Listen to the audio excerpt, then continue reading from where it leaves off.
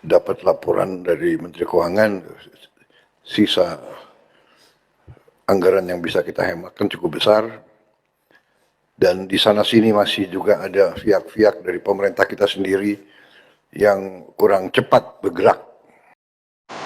Assalamualaikum warahmatullahi wabarakatuh. Ini sangat penting bagi kita kawan-kawan, sangat penting bagi kita rakyat Indonesia yang akan menjalani kegiatan ekonomi tahun 2026. Apa yang disampaikan oleh Prabowo tadi, coba simak baik-baik kawan-kawan, simak baik-baik. Kalau itu dikatakan oleh Prabowo di sidang paripurna tahun 2025 ini, di sidang kabinet, apa artinya itu? Sidang paripurna itu adalah sidang terakhir tahun 2025 ini, mengevaluasi semua kegiatan tahun 2025 ini untuk urusan kabinet pemerintahan Prabowo. Ingat, dan arahnya yang akan ke depan. Arah kabinet yang ini yang akan ke depan. Dan coba lihat juga di situ narasinya. Dan ini sangat menggembirakan kita kawan-kawan.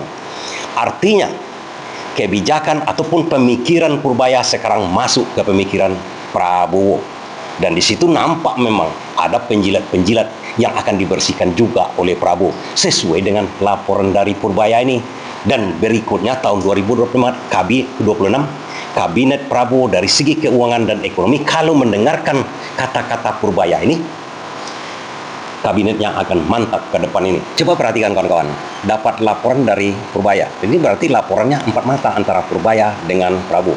Memang kalau kita perhatikan, belakangan ini kok Prabowo itu tidak mengakar ke akar rumput. Kenapa tidak mengakar? Jadi informasi ataupun apapun kejadian yang di lapangan, yang di negara kita ini tidak langsung sampai kepada Prabowo.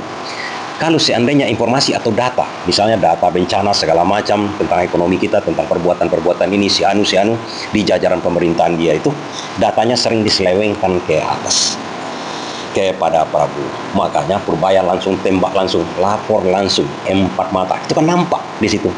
Nggak ada dikatakan oleh Prabowo memang empat mata, tapi dia mendapat laporan dari Purbaya. Berarti ini tidak ada dalam agenda rapat-rapat yang resmi selama ini. Ini penting kawan-kawan, karena informasi yang selama ini yang terjadi di lapangan sampai di Prabowo itu seakan-akan sudah disaring, sehingga Prabowo untuk mengambil kebijakan untuk rakyat itu terkadang lari. Ini dia dapat contoh juga dari pidato Prabowo yang akan saya kutipkan kepada kawan-kawan, di mana kebijakan-kebijakan yang selama ini lari dari keinginan presiden itu sendiri untuk mensejahterakan rakyat. Contoh yang saya katakan, kalau di awal pemerintah kita, di awal bulan-bulan pertama kita tidak melakukan efisiensi penghematan besar-besaran, kita sekarang tidak punya. Ya, kita akan punya, tapi kita tidak sekuat sekarang. Ya, saya dapat laporan dari Menteri Keuangan, sisa anggaran yang bisa kita hematkan cukup besar, dan di sana sini masih juga ada pihak-pihak dari pemerintah kita sendiri yang kurang cepat bergerak. Ya, terlalu banyak menghamba kepada peraturan. Peraturan dibuat oleh manusia. Kalau peraturan yang tidak menguntungkan bangsa dan rakyat, peraturan itu harus segera kita rubah. Saya ulangi, kalau peraturan apapun, peraturan menteri, apalagi yang di bawah itu, ya, perpres sekalipun, undang-undang sekalipun, yang tidak sesuai dengan Undang-Undang Dasar 1945, ya, kita tidak boleh ragu-ragu. Undang-Undang Dasar 1945 jangan jadi mantra. Saya ingatkan, khususnya di bidang kehidupan sehari-hari, berarti pasal 33 itu yang menyangkut kehidupan ekonomi, saya minta ditayangkan ya. Ini sekali lagi, untuk kesekian ratus kali saya tekankan. Ini sudah jelas sekali, perekonomian disusun sebagai usaha bersama berdasar atas azas kekeluargaan. Tidak boleh ada korporasi yang mengalahkan negara. Coba kawan-kawan perhatikan di situ. Kenapa Purbaya memang langsung minta bicara empat mata dengan Presiden? Dikatakan oleh Presiden Prabowo, undang-undang sekalipun, undang-undang itu kan dibuat oleh DPR dengan pemerintah. Undang-undang itu sendiri, kalau bersalahan dengan undang-undang dasar kita, pasal 33, tentang pasal 33, itu tidak boleh kita pakai. Boleh kita rubah. Misalnya, ini contoh juga nih dengan Purbaya. Purbaya kemarin merubah undang-undang itu sendiri. Ada di Undang-Undang Cipta Kerja itu, kawan-kawan, masalah batubara. Batubara di Undang-Undang Cipta Kerja itu, Undang-Undang Cipta Kerja itu kan DPR dengan pemerintah yang membuat itu. Di Undang-Undang Cipta Kerja itu, batubara setelah diundangkan Undang-Undang Cipta Kerja itu tidak dipungut biaya ekspornya, dijadikan barang kena pajak, biaya ekspornya dihilangkan. Datang Purbaya, ditengoknya sekarang ini rupanya dibalikkan Purbaya dengan PMK, Peraturan Menteri Keuangan yang baru. Sekarang batubara itu tidak dikenakan pajak lagi, dijadikan barang yang kena bea keluar ekspor. Artinya Purbaya di sini dalam menerbitkan Peraturan Menteri Keuangan itu kan melanggar Undang-Undang Cipta Kerja. Itu yang dimaksud oleh Prabowo. Sementara Undang-Undang Cipta Kerja itu sendiri melanggar pasal 33 Undang-Undang Dasar kita 1945. Dan di sini lebih lanjut Purbaya membongkar apa yang dikatakan oleh Prabowo tadi itu. Ada orang-orang yang bermain di situ untuk kepentingan dia. Di sini kepentingan pengusaha batubara menguntungkan dirinya, merugikan negara. Jadi pertanyaan tentang income, kenapa sih ada biaya keluar? Apa hubungannya dengan daya saing? Jadi pada waktu Undang-Undang Cipta Kerja di 2020 diterapkan, jadi mengubah status batubara dari non barang kena pajak menjadi barang kena pajak. Akibatnya industri batubara bisa meminta restitusi PPN ke pemerintah. Itu sekitar 25 triliun per tahun. Kalau hitung dengan cost-nya segala macam, walaupun mereka ada cost-nya digelembungin segala macam, net income kita dari industri batubara bukannya positif, malah dengan pajak segala macam jadi negatif. Jadi undang-undang itu seperti pemerintah memberikan subsidi ke industri yang sudah untungnya banyak.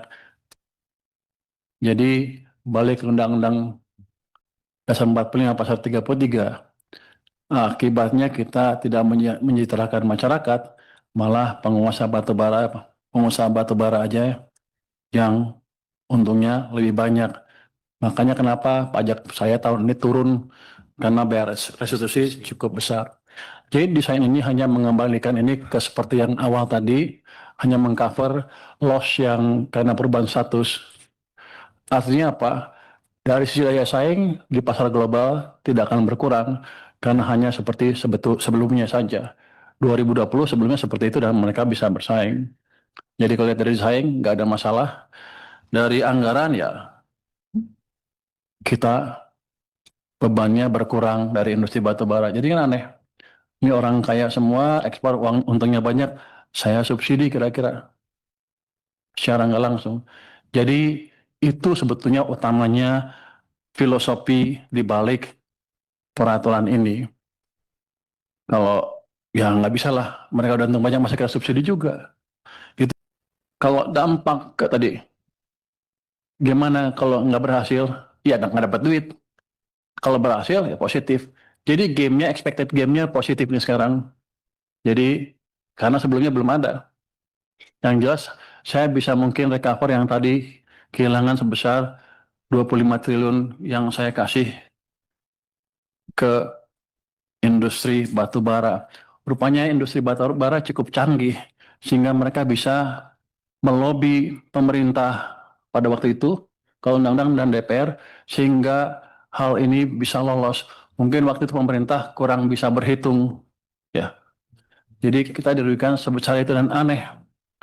Jadi ke depan akan seperti itu. Jadi yang dikatakan oleh Prabowo semua tadi itu adalah ucapan Purbaya sebenarnya, laporan Purbaya. Laporan Purbaya semua. Coba teruskan, kita terus tengok kawan-kawan. Kita butuh korporasi, kita butuh dunia usaha swasta. Tapi dia tidak boleh mengatur negara dan mengalahkan negara. Kedua, cabang-cabang produksi yang penting bagi negara dan yang menguasai hajat hidup orang banyak dikuasai oleh negara. Bumi dan air dan kekayaan alam yang terkandung di dalamnya dikuasai oleh negara dan dipergunakan untuk sebesar-besar kemakmuran rakyat. 4. Perekonomian nasional diselenggarakan berdasar atas demokrasi ekonomi dengan prinsip kebersamaan, efisiensi, berkeadilan, berkelanjutan, berwawasan lingkungan. Nah, ini kan dibacakan oleh Prabowo. Ingat tadi kata efisiensi. Yang melakukan efisiensi belakangan ini, yang menganulir rapat-rapat, yang menghapus rapat-rapat di kementerian-kementerian, itu adalah Purbaya yang menyarankan kepada Prabowo untuk membuang rapat-rapat yang tidak efisien. Ini artinya laporan dari Purbaya juga, bukan? Kemandirian serta dengan menjaga keseimbangan kemajuan dan kesatuan ekonomi nasional. Yang kelima, ketentuan lebih lanjut mengenai pelaksanaan pas diatur dalam undang-undang. Jadi, sekali lagi, semua peraturan, semua produk-produk hukum yang tidak sesuai dengan pasal 33 ini, kita harus berani, kita tinggalkan dan kita rubah. Haluan kita harus mengacu kepada Undang-Undang 1945, pasal 33. Saya sudah pelajari beberapa konstitusi negara-negara lain. Mereka semua punya semacam ini. Malah lebih keras lagi. Dan mereka yang melaksanakan ini ekonominya benar-benar drastis meningkat. Jadi tadi memang saya tidak terlalu banyak mau bombastis ya. Tapi mungkin perlu diketahui ya, rakyat juga mungkin kita sudah ambil tindakan-tindakan tegas. Cuma memang masih ada di lingkaran Prabowo itu yang tidak bisa ditembus. Satu-satunya sekarang kalau saya lihat di sini, yang bisa menembus langsung informasinya masuk ke Prabowo, sehingga Prabowo bisa memutuskan keputusan yang bagus untuk rakyat, cuma Purbaya. Tapi di sekeliling dia, perhatikan ini masalah bencana di Sumatera. Tapi khusus untuk masalah Purbaya, masalah keuangan, di mana Prabowo memang yakin dengan kata-kata Purbaya. Di sini nampak juga kawan-kawan, ada sedikit misinformasi yang disampaikan oleh bawahan-bawahan Prabowo. Tapi nanti akan terungkap kalau sempat Purbaya ambil tindakan. Tapi di sini laporan dari Purbaya, maksud saya, bagian mana dari pidato Prabowo berikut ini yang memang masukan dari Purbaya. Nanti saya tengokkan kepada kawan-kawan. Dan pertama kita lihat dulu, ada miskomunikasi sepertinya antara keadaan di Sumatera ini, di Sumatera, keadaan nasional ini, dengan yang masuk ke kepala Prabowo. Tapi untuk masalah keuangan dan ekonomi, Prabowo clear di situ, fakta di situ, masuk ke ring dia, ke pikiran Prabowo. Tapi untuk yang lain-lain ada sedikit miskomunikasi. Tapi ini memang kita sayangkan. Tapi namanya presiden tentu saja, karena informasi itu terlalu banyak dan dikelilingi orang-orang yang dianggap juga, Prabowo sendiri mengakui dari awal-awalnya itu banyak menteri-menterinya yang kurang tanggap segala macam kan. Kita dengarkan dulu, nanti saya tunjukkan kepada kawan-kawan di mana informasinya masalah keuangan yang diberikannya clear kepada Prabowo, sehingga Prabowo merasa yakin bisa menangani bencana ini. Tidak perlu tunggu radiogram, tidak perlu tunggu terlalu banyak berinisiatif. Dan ini saya lihat sudah dilaksanakan oleh semua lembaga. Saya terima kasih. Saya terima kasih sama saudara-saudara dari semua pihak. Sekali lagi saya minta kita waspada ke depan, karena justru di saat ini ada kecenderungan segelintir masyarakat, terutama mungkin yang punya motivasi politik, atau bahkan saya terus saja melihat ada mungkin pihak-pihak kekuatan-kekuatan luar yang dari dulu selalu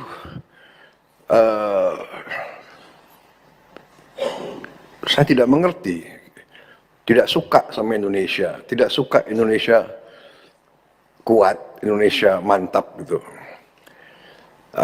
Dalam rangka ini, di tengah bencana, di tengah musibah, mereka yang ditonjolkan adalah kebohongan, ketidakbenaran. Dikatakan pemerintah tidak hadir, puluhan ribu dalam saat-saat yang pertama sudah dikerahkan ke situ. Kita lihat buktinya. Saya lihat sekarang ini mungkin ada pihak yang khawatir karena rakyat baru sekarang lihat pemerintah Indonesia ini ternyata kuat. TNI kuat, Polri kuat, BNPB kuat, Basarnas kuat. Mampu kita kerahkan puluhan helikopter dalam waktu singkat. Belasan pesawat terbang. Ada tempat-tempat yang tiap hari BBM diantar dengan pesawat terbang, dengan Hercules. Ini hanya bisa oleh negara yang kuat. Ada desa-desa yang tiap hari, yang sekarang masih belum tembus, saya kira nanti mungkin ada laporan dari BNPB, tiap hari didatangi oleh helikopter. Di tengah cuaca yang di gunung-gunung itu ya masih penuh kabut, hujan juga masih sering turun cepat. Saya baru dari situ, saya dari Takengon, saya dari Bener Meriah, saya lihat kondisinya tidak gampang, ya kan? Ketinggian 1.800, ketinggian 2.000, gitu. Kabut itu. Jadi penerbang-penerbang kita terbang tiap hari. Ini adalah suatu hal yang perlu kita banggakan. Saya terus terang aja, saya sebagai Presiden Republik Indonesia, saya bangga lihat aparat-aparat kita di setiap tingkatan berada di tengah rakyat. Ya, jadi semua mengerahkan tanpa terlalu banyak minta perintah dari saya, berinisiatif. Saya terima kasih para pimpinan Panglima TNI, Kapolri, para kepala staf, semua yang hadir dan mengambil tindakan atas inisiatif sendiri. Sehingga saya ditelepon banyak pimpinan kepala negara yang ingin kirim bantuan, saya bilang terima kasih, concern Anda, kami mampu. Indonesia mampu mengatasi ini. Itu adalah masalah politik, dan masalah politik nampak kawan-kawan kan itu biasa saja. Masalah ini, masalah itu, segala macam yang penting sebenarnya dalam mengatasi politik, sosial dan lain-lain, kawan-kawan tahu enggak kuncinya? Pertumbuhan ekonomi. Kalau semua sudah makan, sudah kenyang, dan bencana itu sendiri pun ditangani dengan apa? Dengan uang. Kalau bencana itu tidak ada uang, bagaimana menanganinya? Dan ini saya berikan rahasianya kepada kawan-kawan. Kenapa Prabowo merasa yakin sekali mampu menangani bencana tersebut? Begini kawan-kawan, di tahun 2019 kita kan kena COVID. Itu dana yang akan dijadikan untuk menangani COVID itu bisa tidak terhingga. Bagaimana caranya? Nah, Purbaya di sini menerangkan kepada Prabowo, memang ada katanya 60 triliun dan segala macamnya kan. Sebenarnya dana untuk bencana itu bisa tak terhingga, bisa sebesar APBN kita. Dan Purbaya memang dalam hal ini memang akhir-akhirnya ujung-ujungnya inflasi nantinya kalau sempat ini tidak direm. Tapi untuk menangani bencana itu kita tidak ada masalah dalam keuangan kawan-kawan. Ada dalam aturan kita, dalam undang-undang kita. Burden sharing namanya. Ini dilakukan antara Menteri Keuangan dengan Bank Indonesia. Jadi misalnya, ini contoh kawan-kawannya, nggak ada dalam APBN. Kata Purbaya kan ada 60 triliun itu disediakan untuk bencana. Bagaimana kalau seandainya sampai 100, 200 triliun? Gampang kawan-kawan. BI dan Menteri Keuangan bekerja sama. Menteri Keuangan menerbitkan SBN. Ini pernah dilakukan pada waktu tahun 2019. Menerbitkan SBN. Apa itu SBN? Surat berharga negara. Diterbitkan misalnya sampai biaya nanti melebihi 60 triliun yang sudah dihemat-hemat Purbaya kemarin-kemarin ini. sampai lebih 100 triliun lagi dibutuhkan. Terbitkan 100 triliun surat berharga nasional negara. Diambil oleh BI. BI membayar kepada Purbaya, kepada Menteri Keuangan 100 triliun. Bagaimana BI mendapatkan hal itu? BI sangat gampang karena dia diperintahkan undang-undang untuk mencetak uang. Memang efeknya nanti bisa-bisa inflasi agak naik sedikit, tapi demi bencana tidak ada masalah. Jadi makanya yakin Prabowo, ini mekanisme yang sudah diatur selama ini, memang begitu aturannya. Di COVID-19 kita melaksanakan itu juga. Nah sekarang kalau ada bencana, kalau memang membutuhkan biaya yang banyak, tidak ada masalah kawan-kawan. Jadi kalau masalah politik tadi itu biasa, masukan-masukan dari bawah yang ingin menjilat kepada Prabowo ataupun yang ingin kontra dengan Prabowo, macam-macam itu di luar dari hal itu. Nanti kalau ekonominya, kalau keuangannya selesai, bencana diselesaikan dengan bagus, itu tidak ada masalah lagi. Tinggal ke depan tahun 2026 kita akan memasuki awal yang baru. Ya. Ada yang teriak-teriak ingin ini dinyatakan bencana nasional. Kita sudah kerahkan ini 3 provinsi dari 38 provinsi. Jadi situasi terkendali, saya monitor terus, ya, dan kita sudah merencanakan segera akan kita bentuk. Apakah kita namakan badan atau satgas rehabilitasi dan rekonstruksi. Segera kita akan bangun hunian-hunian sementara dan hunian-hunian tetap. Bahkan mungkin saya dapat laporan dari Menteri Perumahan, ya, mungkin mulai hari Minggu ini kita sudah mulai membangun 2.000 rumah. Kemungkinan rumah ini bisa langsung aja jadi rumah tetap, ya. Jadi semua unsur juga nanti bekerja sama, ya. Jangan ada alasan cari lahan dan sebagainya, pakai lahan milik negara yang ada. Kalau perlu PTPN, kalau perlu konsesi-konsesi hutan itu kita pakai semua. Jadi sekarang ini saatnya terus kita bekerja sangat keras. Anggaran APBN sudah kita siapkan. Dan saya katakan bahwa anggaran ini kita siapkan karena memang uangnya ada. Dan uangnya ada karena justru pemerintah kita yang saya pimpin, di awal pemerintah kita menghemat ratusan triliun. Yang saya diserang, saya dimaki-maki bahwa efisiensi ini salah. Baru ada di dunia ini ada demonstrasi menentang efisiensi. Padahal efisiensi itu ada di pasal 33 Undang-Undang Dasar 45. Saudara-saudara, ayat 4. Ya. Justru karena kita laksanakan efisiensi, kita kurangi semua kemungkinan korupsi, kebocoran, kita punya uang sekarang. Di akhir minggu-minggu terakhir bulan tahun ini, kita punya uang. Itu coba. Perekonomian nasional diselenggarakan berdasar atas azas demokrasi ekonomi dengan prinsip kebersamaan, efisiensi, berkeadilan. Tapi ada yang menggerakkan, menentang efisiensi. Dengan efisiensi, kita punya kemampuan, kita punya kekuatan sekarang. Jadi saudara, kita sudah siap, terima kasih.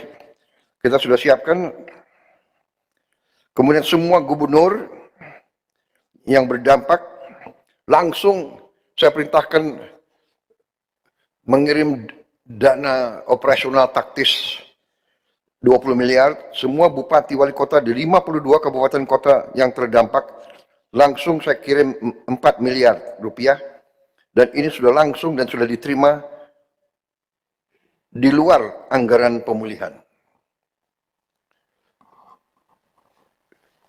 3 hari setelah instruksi saya, uang sudah sampai di semua kabupaten. Mendagri, apa benar begitu? Betul? Ya. Sudah sampai semua. Ini sangat penting karena bupati-bupati bisa mengambil tindakan segera. Kita sudah mengerahkan lebih dari 50.000 TNI dan Polri. 50.000. Itu setingkat 50 batalion sudah dikerahkan di daerah berdampak. Kalau dibilang negara tidak hadir, ya kita waspada saja. Ya. Unsur-unsur yang memang ya punya agenda-agenda lain. Kita sudah kerahkan sekarang lebih dari 60 helikopter dan belasan pesawat yang terbang tiap hari. Jadi kawan-kawan, satu kesimpulan kita di tahun 2026 ini untuk menghadapi ekonomi kita ini, kalau Prabowo mendengarkan betul-betul gaya Purbaya, pemikiran Purbaya secara ekonomi, kita ini akan pertumbuhan ekonomi yang ingin dicita-citakan Prabowo akan mendekati targetnya. Saya yakin itu, asal Prabowo mau mendengarkan kata-kata Purbaya. Kemudian kalau dia mendengarkan kata-kata Purbaya, kalau kita lihat di situ, di sidang DPR sendiri pun dia menghabisi anggota DPR. Jelas-jelas Prabowo di sini adalah ketua umum Gerindra yang penguasa di parlemen juga sekarang. Pasti diperingatkannya anggotanya di DPR. Janganlah membuat undang-undang yang seperti ini. Justru undang-undang itu menguntungkan segelintir orang. Bisa jadi pembuat undang-undang itu sendiri, anggota DPR dengan pemerintah, oknum-oknumnya di situ seperti batubara itu. Jangan membuat ini merugikan pemerintahan. Pemerintahan bisa jatuh dibuatnya. Tapi kalau didengarkan kata-kata Purbaya ini, peraturan-peraturan yang diberikan, pijakan-pijakan oleh Purbaya ini, justru semuanya akan naik. Prabowo pun akan dihargai oleh rakyat berikutnya. Dan kita sangat yakin kawan-kawan, karena di akhir tahun Purbaya dengan cantiknya masuk ke pemikiran Prabowo, sehingga para penjilat ini agak berkuah nanti. Penjilat, siapa yang saya maksudkan? Itulah seperti yang membuat undang-undang Cipta Kerja, kan masih bercokol di lingkaran Prabowo sekarang ini, di DPR dan di pemerintahan dia, di kabinet dia. Mereka-mereka itulah yang membuat undang-undang Cipta Kerja kemarin itu, yang membebaskan batubara dari biaya ekspor dan membuat pajak batubara itu. Itu satu contoh. Banyak lain-lain lagi, seperti masalah efisiensi di daerah-daerah, kepala-kepala daerah yang membangkang kepada Purbaya kemarin itu. Semuanya. Ya kan? Jadi untuk 2026, kita yakin masalah ekonomi ini bisa diatasi oleh Prabowo. Namun dengan tanda kutip sedikit kan, maunya Prabowo tidak terlalu mendengarkan orang-orang di sekeliling dia itu dulu. Turunlah ke rakyat. Bagaimana sebenarnya kondisinya? Kalau itu dilakukan oleh Prabowo, luar biasa kan, luar biasa. Tapi nampaknya kita sudah berharap sudah mendekati hal-hal tersebut. Nah, nanti kata Purbaya, pelan-pelan ada di suatu podcastnya di Jumpa Pers dikatakan oleh Purbaya dengan kata-kata yang sangat indah. Dia katakan begini, di sini nanti pelan-pelan para penjilat itu akan terpisah sendiri, akan menyingkir sendiri. Ya, mudah-mudahan 2026 kita optimis kalau Purbaya masih di jajaran kabinetnya Prabowo. Terima kasih.